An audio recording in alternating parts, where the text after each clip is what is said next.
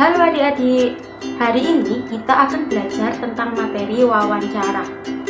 Nah, siapa sih di sini yang sudah mengetahui apa itu wawancara? Nah, Kak Ika juga mau bertanya, siapa di sini yang sudah pernah melakukan wawancara? Pasti sudah pernah semua ya. Nah, oke adik-adik, biar lebih jelas ya. Di sini Kak Ika mau menjelaskan apa sih wawancara itu. Disimak baik-baik ya. Nah, wawancara merupakan kegiatan tanya jawab antara dua orang atau lebih dengan tujuan mencari informasi tertentu. Nah, di dalam wawancara terdapat istilah pewawancara dan juga narasumber. Pewawancara itu apa sih, Kak? Pewawancara merupakan orang yang mengajukan daftar pertanyaan atau orang yang mewawancarai narasumber. Nah, sedangkan narasumber itu apa, Kak? Narasumber merupakan orang yang diwawancarai. Nah, adik-adik, sebelum kita melakukan wawancara, alangkah baiknya jika kita memperhatikan langkah-langkah sebelum melakukan wawancara. Berikut ini kakak jelaskan langkah-langkah sebelum kita melakukan wawancara. Nah, adik-adik, untuk yang pertama, kita harus membuat janji terlebih dahulu ya kepada narasumber.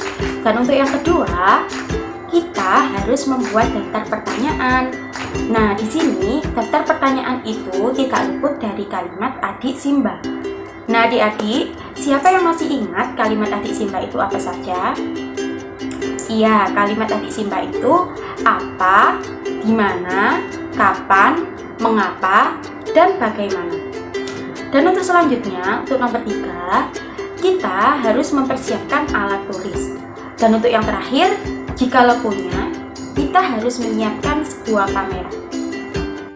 Nah, adik-adik, setelah kita melakukan wawancara, kita harus mencatat informasi yang telah diperoleh dari seorang narasumber. Biar tidak melebar kemana-mana, kita harus mencatat apa saja sih yang harus dicatat setelah kita melakukan wawancara. Berikut ini kakak jelaskan ya. Nah, adik-adik, untuk yang pertama, kita harus mencatat jawaban seorang narasumber yang sesuai dengan daftar pertanyaan yang telah kita buat. Dan untuk yang kedua, kita harus mengetahui identitas dari seorang narasumber. Oh iya adik-adik, identitas narasumber ini harus ditulis nama lengkap ya, tidak boleh nama panggilan. Dan untuk yang ketiga, kita harus mencatat tanggal wawancara yang telah kita lakukan bersama narasumber. Nah, adik-adik, setelah kegiatan wawancara selesai, kita harus membuat sebuah laporan hasil wawancara. Nah, apa saja sih yang harus dicantumkan di dalam hasil sebuah laporan wawancara itu? Disimak baik-baik ya penjelasan kakak berikut ini. Nah, adik-adik, untuk yang pertama, kita harus menuliskan nama narasumber. Dan untuk yang kedua, kita harus menulis nama pewawancara. Nah, untuk nama narasumber dan juga nama pewawancara ini harus kita tulis secara lengkap ya, tidak boleh nama panggilan. Dan untuk yang ketiga, kita harus menulis tanggal wawancara yang sudah kita lakukan. Dan untuk yang terakhir, yang nomor 4, kita harus menuliskan jawaban narasumber yang sesuai dengan daftar pertanyaan yang telah kita buat. Nah, adik-adik, berikut ini kakak tayangkan video wawancara yang baik dan benar itu seperti apa. Disimak baik-baik ya. Assalamualaikum. Selamat sore Kak Putri Andini. Waalaikumsalam. Selamat sore juga, Dek. Perkenalkan, saya Gita Sari.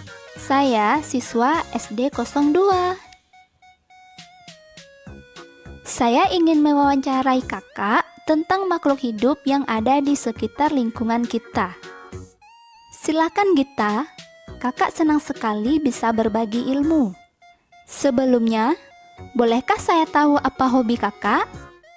Tentu, kakak hobi sekali menanam bunga, sayuran, dan buah-buahan di pekarangan rumah. Wah, kakak hebat. Ini berkaitan juga dengan topik wawancara kita. Tumbuhan apa saja yang terdapat di lingkungan kita ini, Kak? Tumbuhan yang ada di lingkungan kita sangat beragam. Ada tanaman buah, tanaman hias, maupun tumbuhan liar. Tanaman buah yang banyak ditanam warga sini, misalnya pohon mangga, jambu air, pepaya, dan rambutan. Ada juga tanaman hias seperti pohon mawar, bougainville, dan anggrek. Tumbuhan liar tumbuh di beberapa rumah yang tidak ditempati warga. Misalnya rumput dan putri malu. Menurut pengamatan Kakak, sudahkah warga melaksanakan kewajibannya untuk memelihara makhluk hidup di sekitar lingkungan kita? Menurut Kakak, warga sini sudah melaksanakan kewajibannya dengan sangat baik. Tanaman dirawat dengan baik, yaitu disiram dan dipupuk secara teratur. Kamu tentu dapat melihat rumah-rumah di sini sangat asri, karena keberadaan tanaman itu, bukan? Iya, benar Kak. Itu salah satu fungsi tanaman, bukan? Membuat suasana menjadi asri. Benar sekali Gita. Kamu tentu dapat membayangkan jika di lingkungan kita ini jarang tanaman. Tentu akan terasa gersang. Suasana akan terasa tidak nyaman. Baiklah, saya rasa pertanyaan saya sudah cukup, Kak. Saya mohon diri dulu, dan terima kasih atas waktu Kakak. Saya minta maaf jika ada ucapan saya yang tidak berkenan. Gita, Kakak senang bisa membantumu. Oke adik-adik, sampai jumpa kembali. Kurang lebihnya Kakak mohon maaf yang sebesar-besarnya. Semoga bermanfaat. Wassalamualaikum warahmatullahi wabarakatuh.